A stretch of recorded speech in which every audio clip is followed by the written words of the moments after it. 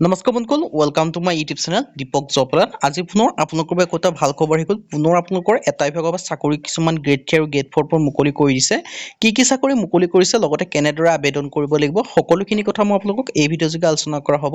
যদি ভিডিঅ'টো ভাল পায় ভিডিঅ' লাইক কৰিব লগতে চেনেলটো সাবস্ক্ৰাইব কৰিব এনেকুৱা ভিডিঅ'সমূহ প্ৰতিদিনে পাই থাকিব বাবে আহক আজি মই ভিডিঅ'টো আৰম্ভ কৰোঁ আপোনালোকে দেখিব পাইছে NC college Barpeta recruitment 2024 for assistant professor লগতে লেবৰেটৰী বেৰিয়াৰ বা লাইব্ৰেৰী বেৰিয়াৰ ভেকেন্সি কিছুমান আহি গৈছে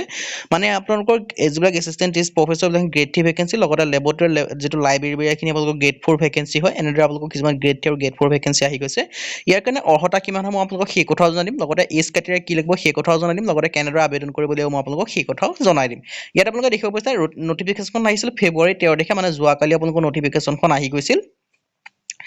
আৰু ইয়াৰ কাৰণে আপোনালোকে দেখিব পাৰিছে যেটো এমচি কলেজ বৰপেটাৰ ফালৰ পৰা আহিছে আপোনালোকৰ 13 তাৰিখে এপ্লাই ষ্টাৰ্ট হৈছে আৰু 28 তাৰিখে 28 ফেব্ৰুৱাৰী তাৰিখে এই ভেকেন্সিখিনি কাৰণে লাষ্ট ডেট হয় মানে ফেব্ৰুৱাৰী মাহৰ ভিতৰতে আপোনালোকে আবেদনসমূহ কৰি ল'ব লাগিব যদি আপোনালোকে ইন্টাৰেষ্টেড হয় ইয়াৰ পৰা দেখিছে এমচি কলেজ মানে কি মাধৱ চৌধুৰী কলেজ বৰপেটাৰ ফালৰ পৰা 4টা এছিষ্টেণ্ট প্ৰফেছৰ লগতে লেবৰেটৰী লাইব্ৰেৰী বেৰিয়াৰ ভেকেন্সি আহিছে আপোনালোকে দেখিব পাৰিছে ইয়াৰ পৰা দেখিছে অৰ্গেনাইজেশ্যন দেখিছে পাইছে MC college Barpeta total post মানে এছিষ্টেণ্ট প্ৰফেছৰ কাৰণে আছে 4টা জব টাইপ আছে আসাম গভৰ্ণমেণ্ট জব আৰু এপ্লাই মোড আপোনালোকে অফলাইন যোগে আবেদনসমূহ কৰিব লাগিব এছিষ্টেণ্ট প্ৰফেছৰ কাৰণে দুটা ভেকেন্সি আছে সাবজেক্ট ওয়াইজ ভেকেন্সিখিনি আপোনালোকে দেখিব পাৰিছে ফিজিক্সৰ কাৰণে এটা আছে আৰু আসামিজৰ কাৰণে এটা আছে এডুকেশ্যন কোৱালিফিকেশ্যনৰ ক্ষেত্ৰত আপোনালোকে দেখিব পাৰিছে এডুকেশ্যন কোৱালিফিকেশ্যন এণ্ড সিলেকশ্যন প্ৰচিডিউৰ ইয়াৰ পৰা দেখিব পাৰিছে আসাম যেটো গভৰ্ণমেণ্ট ৰুল হয় তাৰ মতে আপোনালোকক কৰা হ'ব বুলি লিখিছে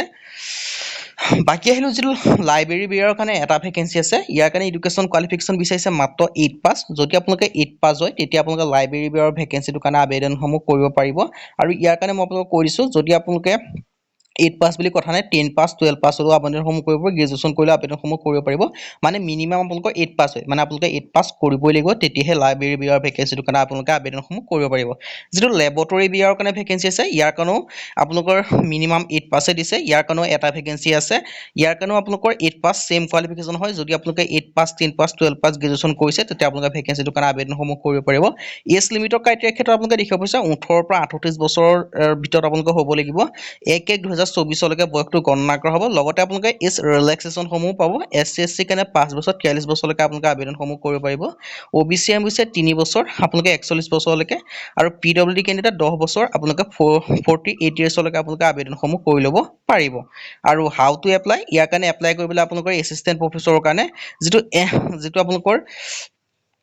যেটো আপোনালোকৰ এছএছএলসি আপোনালোকৰ যিখিনি ডকুমেন্টছ হয় সেইখিনি দিব লাগিব লগতে আপোনালোকৰ 1500 টকা এটা ডিমান্ড ড্ৰাফট কাটিব লাগিব ইয়াত লিখিছে আৰু যেটো লেবৰেটৰী বা লাইব্ৰেৰী বিয়াৰ ভেকেন্সি ইয়াৰ কাৰণে আপোনালোকে 500 টকাকৈ ডিমান্ড ড্ৰাফট কাটিব লাগিব কাটি পেলাই আপোনালোকে যিখন আসাম গেজেটেড পাৰ্টনাৰ ফৰ্ম হয় বা আসাম ষ্টেণ্ডাৰ্ড ফৰ্ম হয় সেই ফৰ্মখন আনি ভালদৰে ঘৰতে ফিলআপ কৰিব ফিলআপ কৰি আপোনালোকৰ যিসমূহ এডুকেশ্যন কোৱালিফিকেশ্যন চাৰ্টিফিকেট হয় সেইখিনি জেৰক্স কৰি একেলগে গাঁঠি দিব গাঁঠি পেলাই ডিমান্ড ড্ৰাফটটো যেটো আছে ৰিসিপ্টটো সেইটো দিব দি পেলাই আপোনালোকে সেলফ এটেষ্টেড কৰিব এটেষ্টেড কৰি এটা এনভেলপ ল'ব এনভেলপটো এইটো লিখি দিব principal secretary MC college Barpeta পিও ডিস্ট্ৰিক্ট বৰপেটা পিন নম্বৰ এইটো আসাম এনেকৈ লিখি ফেব্ৰুৱাৰী 28 তাৰিখৰ আগত পোৱাকে আপোনালোকে নিজে হলো দি থৈ আহিব পাৰে বা ডাকঘৰ যোগে আপোনালোকে দিলব আপোনালোকৰ আবেদনসমূহ হৈ যাব যদি আপোনালোকে এডভাৰটাইজমেন্টৰ লিংক লাগে তেন্তে আপোনালোকে ভিডিও ডেসক্ৰিপচনত চাব পাৰে বা যদি আপোনালোকে এপ্লাই কৰিব বিচাৰে দেন আপোনালোকে আমাক কমেন্ট কৰিব পাৰে আপোনালোকক মই সকলোখিনি সহায় কৰা হ'ব যদি ভিডিওটো ভাল লাগে সেইটো লাইক কৰিব লগতে চেনেলটো সাবস্ক্ৰাইব কৰি দিবেন কাৰণ ভিডিওসমূহ প্ৰতিদিনে পাই থাকিব আৰু ভিডিও ডেসক্ৰিপচন চেক কৰি আপোনালোকে এডভাৰটাইজমেন্টখন ফুললি পাই যাব আজি ভিডিও ইমানে আজিৰ বাবে পুনৰ ভিডিওত লগ পাম